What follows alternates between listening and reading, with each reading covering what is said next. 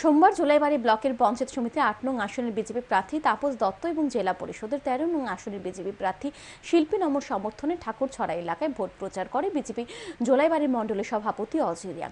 ঠাকুরছড়া এলাকায় বাড়ি বাড়ি ভোট প্রচারে গিয়ে বিজেপি প্রার্থীদের হয়ে ভোট ভিক্ষা করেন অজয় রিয়াং। তারপর তিনি বাইখুড়ার আরএফ এলাকায় জেলা পরিষদের ১১ নং আসনে বিজেপি প্রার্থী শিখা ভৌমিকের সমর্থনে ভোট প্রচার করেন। এদিন বিজেপি প্রার্থীদের হয়ে ভোট প্রচারে বেরিয়ে মণ্ডল সভাপতি অজয় রিয়াং জানান, বিজেপি প্রার্থীদের বিপুল ভোটে জয়ী করার লক্ষ্যে বাড়ি বাড়ি ভোট প্রচারে বেরিয়েছেন। মানুষের কাছ থেকে বিপুল সাড়া মিলছে। তিনি আশা ব্যক্ত করেন বিজেপি প্রার্থীরা বিপুল ভোটে জয়ী হবে।